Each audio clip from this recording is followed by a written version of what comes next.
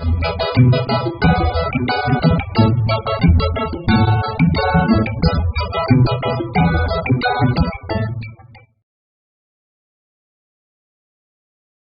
दोस्तों, good morning. मेरा नाम प्रकाश श्रीवास्तव और आपके अपने चैनल मैथ्स मंत्र प्रखर सर में आप सभी का स्वागत है।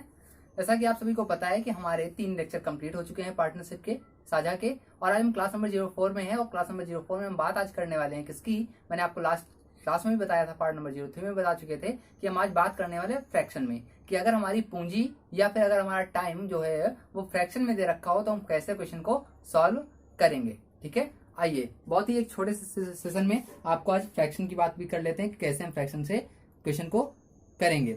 जैसे पहला क्वेश्चन हमारा लिखा हुआ है, एक्स और वाई ने मिलकर धन का 2/3 भाग लगाया, जबकि वाई और जेड ने मिलकर 3/4 भाग लगाया। यदि कुल लाभ 12,000 का हो तो वाई का लाभ ज्ञात करो। क्या कह रहा है, बोल रहा है कि पहला क्वेश्चन हमारा है कि एक्स और वाई दो लोग हैं, इन्होंने मिलकर क्या किया है, कुल धन का कितना लगाया है, 2/3 भाग लगाया है। सेम इसी प्रकार वाई और जेड ने मिलकर कुल धन का कितना लगा दिया है, उन्होंने लगा दिया भाई कुल धन का 3/4। अब बोल रहा है यदि कुल लाभ जो है वो कितने हजार रुपए का दे रखा है, आपको 12,000 रुपए का दे रखा है। चलो खैर बाद में बात करते हैं। कुल लाभ 12,000 का। तो पहली चीज तो आपको यहाँ से अलग अलग सभी की अगर हमें प्रॉफिट का रेशियो मिल जाए तो हम बहुत आसानी से 12,000 रुपए को बांट सकते हैं। अब इस क्वेश्चन को वैसे तो लगाने के बहुत सारे तरीके होते हैं, लेकिन मैं आपको एक बहुत ही सरल और सटीक तरीका बताता हूं जिससे आपको बहुत जल्दी इस क्वेश्चन को, फ्रैक्शन वाले क्वेश्चन को आप सॉल्व करेंगे। ठीक है, देखिए अच्छा एक बात करिए, यहाँ पर अगर देखें तो एक्स और वाई का मिल करके टोटल 2/3 धन लगा है। ठीक है, तो हम क्या करेंगे, सबसे पहले कि 1 में से 2/3 को घटा देंगे। भाई हमने मान लिया कि टोटल जो प्रॉफिट होगा वो 1 रुपए का होगा, मतलब टोटल जो पूंजी लगी होगी वो 1 रुपए की होगी। तो हम 1 में से अगर 2/3 निकाल दें, मतलब एक्स और वाई का पार्ट निकाल दें, तो भाई पार्ट किसका बचेगा, जेड का बचेगा ना। समझ में आ रहा है भाई, टोटल एक्स वाई जेड ने मिलकर हमने मान लिया 1 रुपए लगाया है, सभी ने मिलकर 1 रुपए की पूंजी लगाई है। अब अगर 1 रुपए में से हम एक्स और वाई का 2/3 था, तो एक्स वाई और वाई का अगर हम 2/3 निकाल दें, मतलब एक्स वाई जेड के पार्ट में से हम एक्स और वाई का पार्ट अगर निकाल दें तो किसका पार्ट बचेगा, जेड का ही पार्ट बचेगा। तो अगर यहाँ पर हम ऐसे घटा लें तो यहाँ पर जो पार्ट बचेगा, जो भाग आएगा वो किसका आएगा, जेड का आएगा। तो इसे हम अगर सॉल्व करें तो 3 एकम 3, 3 में से 2 जाएगा, कितना बचेगा 1, और बटे में कितना 3, मतलब जेड का पार्ट निकल के आ गया कितना 1/3। सेम इस तरह हम यहाँ पर क्या करेंगे, 1 में से हमने किसका घटा दिया है, वाई और जेड का, तो 3/4। अब देखिए ध्यान दीजिए, टोटल 1 था, एक्स वाई जेड का 1 था। ठीक है, अगर वाई और जेड का निकाल दिया जाए तो बचेगा किसका, एक्स का बचेगा। तो अगर 1 में से 3/4 निकाल दें तो ये पार्ट किसका बचेगा, एक्स का पार्ट बचेगा। 4 एकम 4, 4 में से 3 गया तो कितना आ जाएगा 1/4। मतलब कि जेड को कुल धन में से 1/3 मिला होगा और एक्स को मिला होगा 1/4। पूछ हमसे किसका रहा है, वाई का पूछ रहा है। भाई वाई का तो अभी निकला ही नहीं है, तो कोई दिक्कत नहीं है। आपको क्या करना है, आप 12,000 का 1/3 निकाल दो, तो भाई एक्स का पता चल जाएगा कितना हजार रुपए मिला है। तो अगर 12,000 का 1/3 निकालेंगे कितना आ जाएगा, 4,000 रुपए। मतलब भाई एक्स जेड को मिला है कितने हजार रुपए, 4,000 रुपए। सेम इस तरह अगर हम 1/4 का 12,000 का 1/4 निकाल दें तो कितना निकलेगा, 4 3 12, 3,000 रुपए। ये किसको मिला भाई, ये मिल गया एक्स को। अगर जेड को 4,000 रुपए मिले हों, एक्स को 3,000 रुपए मिले, भाई कुल कितने रुपए बढ़ गए, 4 और 3 मिलके 7,000 रुपए बढ़ चुके हैं। और अब बचा कौन, वाई बचा। कुल लाभ कितने रुपए का था, कुल लाभ था 12,000 रुपए का, जिसमें से 7,000 रुपए हम बांट चुके हैं। तो भाई बचा कितना हजार रुपए, 5,000 रुपए बचा, और ये किसका हो गया, ये भाई वाई का हो गया। यही तो आपसे पूछा गया था कि वाई का धन कितना होगा। आइए एक बार हम और आपको समझाते हैं। भाई बोल रहा था एक्स और वाई ने मिलकर धन का 2/3 भाग लगाया, वाई और जेड ने मिलकर धन का 3/4 भाग लगाया। तो आपको ज्ञात, कुल लाभ 12,000 रुपए का था, तो आपको ज्ञात करना था वाई को कितना धन मिला होगा लाभ में से। तो हमने कुछ नहीं किया, हमने मान लिया कि एक्स और वाई और जेड तीनों लोगों ने मिलकर कुल 1 रुपए की धनराशि इन्वेस्ट की थी व्यापार में। तो हमने अगर 1 में से एक्स और वाई का पार्ट अगर हम घटा दें, टोटल एक्स वाई जेड 3 लोगों का था 1 रुपए, अगर 1 में से हम एक्स और वाई 2/3 घटा दें तो पार्ट किसका बचेगा, जेड का बचेगा। तो हमने 1 में से 2/3 घटा दिया, तो 3 एकम 3, 3 में से 2 जाएगा तो 1, और बटे में कितना 3, तो जेड का पार्ट आ गया 1/3 रुपए। ठीक है, इसी तरह हमने क्या किया, एक्स वाई जेड का कितना था 1 रुपए था, 1 में से अगर हम वाई और जेड का घटा दें 3/4 तो बचेगा भाई किसका, फिर एक्स का बच जाएगा। तो 1 में से जब हम 3/4 घटाया, 4 एकम 4, 4 में से 3 गया तो 1/4 बचेगा, ये किसका आएगा, एक्स का होगा। अब बोल रहा है कुल लाभ कितने का, 12,000, तो 12,000 का हमने 1/3 निकाला तो कितना आ गया 4,000, 12,000 का हमने 1/4 निकाला कितना आ गया 3,000। अब वो पूछ रहा था हमसे वाई का, और वाई का तो हमारे पास कुछ था ही नहीं। तो अगर देखो एक्स को मिला है कितने, सॉरी जेड को मिला है कितने रुपए, 4,000 रुपए, एक्स को मिला कितना 3,000, तो कुल कितना हो गया 4,000 और 3,000 मिलके 7,000 रुपए बढ़ चुके हैं। टोटल थे 12,000 रुपए, जिसमें 7,000 रुपए बांट चुके हैं, तो वाई को कितने हजार रुपए मिलेंगे? तो भाई वाई को मिलेंगे कितने? 5,000 रुपए। यही आपका क्वेश्चन था कि वाई को कितना धन मिलेगा। ठीक है, जल्दी से नोट करेंगे तो फिर हम नेक्स्ट क्वेश्चन की बात करेंगे। चलिए बात करते हैं हम नेक्स्ट क्वेश्चन की। और नेक्स्ट क्वेश्चन हमारा क्या है, क्या लिखा हुआ है? नेक्स्ट क्वेश्चन लिखा हुआ है ए और बी ने एक कंपनी शुरू की। ए का निवेश बी से तिगुना था और उसके निवेश की अवधि बी की निवेश की अवधि की दोगुनी थी। ठीक है, देखिए जरा ध्यान दीजिए, यहाँ पर क्वेश्चन क्या था? ए और बी दो लोग थे, ए हो गया और बी हो गया। ठीक है, इन्होंने एक कंपनी शुरू की। ए का निवेश बोल रहा है बी से 3 गुना था, तो हमने मान लिया बी का 1 रुपया होगा तो ए का कितना होगा? 3 गुना, मतलब 3 रुपया होगा। सही है, ये अनुपात किसका था? सीआर का था, मतलब कि कैपिटल रेशियो था इनका। ठीक है, अब क्या बोल रहा है? अब बोल रहा है कि और उसके निवेश की अवधि बी की निवेश की अवधि की दोगुनी थी। मतलब कि अगर अवधि की बात की जाए, मतलब अगर टाइम की बात की जाए, तो अगर बी ने लगाया होगा 1 महीने के लिए तो ए ने लगाया होगा 2 महीने के लिए, क्योंकि बोल रहा है कि इस ए की अवधि क्या थी? बी से दोगुनी थी। ठीक है, अब अगर इनके हम लाभ का अनुपात निकालें तो आपको पता है सीआर का टी से मल्टीप्लाई कर दे तो क्या निकल आएगा? प्रॉफिट निकल आएगा। ठीक है, चलिए जरा 1 का 1 से मल्टीप्लाई करेंगे तो 1 आ जाएगा, 3 का 2 से मल्टीप्लाई करेंगे कितना आ जाएगा? 6। मतलब जो इनका लाभ होगा वो किस अनुपात में बटेगा? 6:1 में इनका लाभ बट जाएगा। अब क्या बोल रहा है? बोल रहा है बी का लाभ कितना 1,000 रुपए हो? 4,000 रुपए। आपके अकॉर्डिंग देख रहे हैं आप बी को कितने रुपए मिल रहे हैं? 1 रुपया। तो भाई 1 बराबर आपको दे रखा है कितने हजार रुपए? 4,000 रुपए।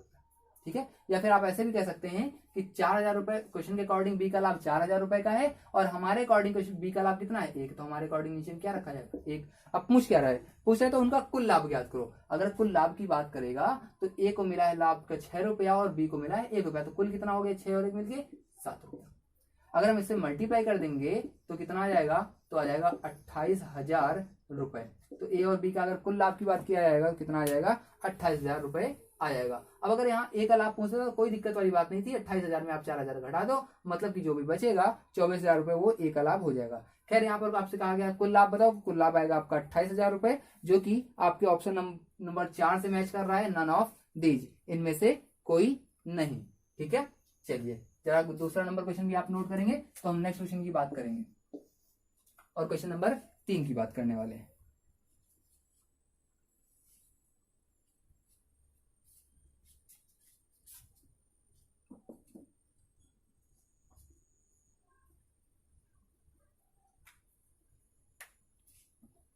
चलिए क्वेश्चन नंबर 3 की बात कर लेते हैं। क्वेश्चन नंबर 3 क्या लिखा हुआ है? ऐसा क्वेश्चन आपके एग्जाम में पूछे जाते रहे हैं अभी तक, है ना, जो फ्रैक्शन से रिलेटेड होते हैं। तो फ्रैक्शन से रिलेटेड, ताकि ये भी छूटे ना आपके एग्जाम में, अगर क्वेश्चन आता है इसका तो आप लोग इस क्वेश्चन को कर सकें, इसलिए आपको ये सब बताना होगा। चलिए जरा क्वेश्चन नंबर, अगर हम 3 की बात करें तो क्या लिखा हुआ है? लिखा हुआ है एक्स वाई और जेड ने क्रमशः 1/3, 1/4, 1 एक्स वाई और जेड ने क्रमशः 1/3 भाग 1/4 समय के लिए, 1/4 भाग 1/6 समय के लिए और सी ने शेष पूंजी को पूरे समय के लिए लगाया, किस अनुपात में उनका लाभ बांटा जाएगा? मतलब 3 लोग हैं, एक्स है, वाई है और जेड है। ठीक है, अब क्या बोल रहा है कि क्रमशः 1/3 भाग 1/4 समय के लिए, मतलब एक्स ने क्या किया है? 1/3 भाग लगाया है, ये इनका सीआर है, कैपिटल का रेशियो है कितना? 1/3। और अगर टाइम की बात करें तो कितना दे रखा है? एक एक्स का 1/4। एक्स ने 1/3 भाग लगाया है 1/4 समय के लिए। सेम इसी प्रकार अगर हम बी की बात करते हैं तो लिखा हुआ है बी ने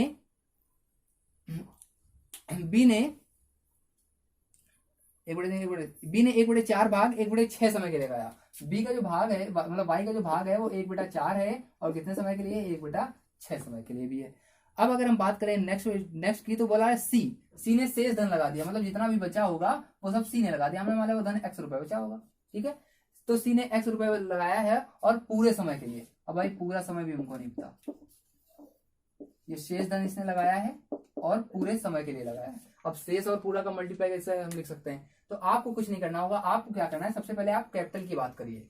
कैपिटल हमने बताया अगर फ्रैक्शन दे रखा है सबसे पहले आपको एलसीएम लेना होगा डिनोमिनेटर का। तो 3 और 4 का आप एलसीएम है, 3 और 4 का एलसीएम कितना आ जाएगा? 12 आ जाएगा। तो आप इसे भी 12 से मल्टीप्लाई कर दो और इसे भी 12 से मल्टीप्लाई कर दो, तो यहाँ शेष की वैल्यू आपको पता चल जाएगी। तो अगर हम 3 को 12 से अगर हम काट दें तो कितनी बार जाएगा? 4 बार। मतलब यहाँ पर हम पूरा ये सब हटा करके कितना ले सकते हैं? 4 लिख सकते हैं। ठीक है, यहाँ पर अगर हम काट दें तो 4 3 12, मतलब यहाँ पर कितना ले सकते हैं? यहाँ पर 3 लिख सकते हैं। अब आपको पता है कि एलसीएम आपका आया था 12, 12 में से 4 ये चला गया, कितना बचा 8 बचा, 8 में से 3 ये चला गया, कितना बचा 5। मतलब जेड की धनराशि हमको पता चलेगी कितने रुपए आ गई, ये 5 रुपए आपके आ गई। ठीक है, सेम इस तरह हम समय की जरा बात कर लेते हैं। 6 और 4 का अगर हम एलसीएम की बात करें तो कितना आ जाएगा, 12 आ जाएगा। तो आप क्या करेंगे, यहाँ भी 12 से मल्टीप्लाई करेंगे, यहाँ भी 12 से मल्टीप्लाई करेंगे। ठीक है, लेकिन यहाँ पर बोल रहा है पूरा रख दो, तो 12 आया था तो यहाँ पर 12 ही रखना है, आपको पूरा समय रखना है। ठीक है, अब अगर हम बात करें तो 4 से 12 कट जाएगा 3 बार में, मतलब यहाँ पर हम क्या लिख सकते हैं 3 लिख सकते हैं। यहाँ 6 से 12 2 बार में कट जाएगा, तो यहाँ पर हम क्या लिख सकते हैं 2 लिख सकते हैं। अब आपका क्वेश्चन बहुत सरल हो गया, पहले की तरह कि अगर हम कैपिटल का टी से मल्टीप्लाई कर दें तो हमें जो भी मिलेगा वो क्या मिलेगा, प्रॉफिट का रेशियो मिल जाएगा। तो 4 का 3 से मल्टीप्लाई कितना आ जाएगा, 12 आ जाएगा। 3 का 2 से कितना आ जाएगा, 6 आ जाएगा। 12 का 5 से कितना आ जाएगा, 60 आ जाएगा।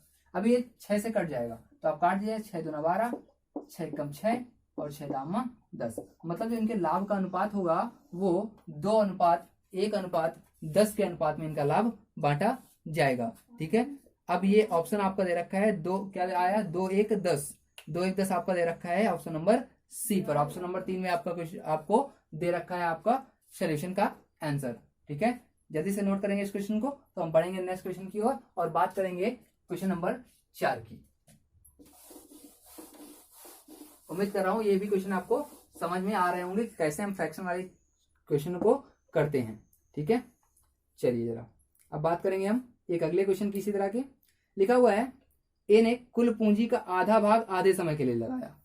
इसी तरह का सेम क्वेश्चन है, ए है, बी है और सी है। ठीक है, बोल क्या रहा है, बोल रहा है ए ने कुल पूंजी का आधा भाग, मतलब ए ने लगाया पूंजी की अगर हम बात करें, सीआर की अगर हम बात करें तो ए ने लगाया कितना, 1/2 लगाया है, आधा भाग लगाया है। और समय की अगर हम बात करें, टी की अगर हम बात करें तो वो भी कितना होगा, 1/2 ही होगा। ये तो बोल रहा है कि ए ने कुल पूंजी का आधा भाग आधे समय के लिए लगाया। अब क्या बोल रहा है, बी ने कुल पूंजी का 1/3 भाग, मतलब बी ने कितना लगाया है, 1/3 मतलब 1/3 भाग लगाया है। और कितने समय के लिए लगाया है, बोल रहा है 1/3 समय के लिए लगाया, मतलब बी का समय कितना है, 1/3 है। अब क्या बोल रहा है, अब बोल रहा है सी ने अपना हिस्सा पूरे समय के लिए लगा दिया। सी ने अपना पूरा हिस्सा लगाया, सॉरी सी ने अपना हिस्सा पूरे समय के लगाया, मतलब सी का हिस्सा ही पहले याद करो और समय कितना है, पूरा है। सेम वही कंडीशन, 3 और 2 का एलसीएम कितना, 6। आप 6 से इसे मल्टीप्लाई कर दीजिए और 6 से इसे भी मल्टीप्लाई कर दीजिए। तो अगर यहाँ पर 2 3 6, मतलब यहाँ पर हम लिख सकते हैं ओवरऑल कितना 3। यहाँ पर 3 दूना 6, मतलब यहाँ पर ओवरऑल लिख सकते हैं कितना 2। 3 और 2 मिलकर 5, एलसीएम 6 था, मतलब सी का कितना बचा 1। यहाँ पर भी एलसीएम 6 आ जाएगा, मल्टीप्लाई 6 और यहाँ पर पूरा लिखना है, मतलब कितना लिखना है 6 लिखना है। तो 2 से काटेंगे कितनी बार जाएगा, 3 बार जाएगा। 3 से काटेंगे कितनी बार जाएगा, 2 बार जाएगा। आपका क्वेश्चन बहुत सरल हो गया। मल्टीप्लाई कर दीजिए, आपको प्रॉफिट का रेशियो मिलेगा 3 का 9, 2 दूना 4, 6 कम 6, मतलब जो इनके प्रॉफिट का रेशियो का कितना होगा, 9:4:6 इनके प्रॉफिट का रेशियो हो जाएगा। अब क्या बोल रहा है आगे, बोल रहा है यदि कुल लाभ 95,000 रुपए का हो, कुल लाभ कितने का हो, 95,000 रुपए का हो, कुल लाभ 95,000 रुपए का हो, तो आपसे क्या पूछ रहा है, अब हमारे अकॉर्डिंग लाभ कितने, 9 4 13, 13 और 6 मिलके 19। ठीक है, पूछ क्या रहा है हमसे, पूछा जाता है बी को कितना धन मिलेगा, तो भाई बी को कितना धन मिला 4। अब 4 से मल्टीप्लाई कर दियो, 19 × 5 = 95, मतलब 5,000 आ जाएगा। 5,000 का जब 4 से आप मल्टीप्लाई करोगे तो लाभ आ जाएगा किसका, बी का, कितने हजार रुपए, 20,000 रुपए, जो कि आपके ऑप्शन नंबर किसने दे रखा है, जो कि ऑप्शन नंबर आपके बी में दे रखा है। ठीक है, तो आज हमने क्या फ्रैक्शन से रिलेटेड भी क्वेश्चन पढ़ लिए। उम्मीद करता हूँ ये आपके पार्ट सारे समझ में आ रहे होंगे। अभी हमारे लगभग 2 पार्ट और होने वाले हैं, जिनमें से मैं आपको एक बार जब टाइम निकल जाए, टाइम के बाद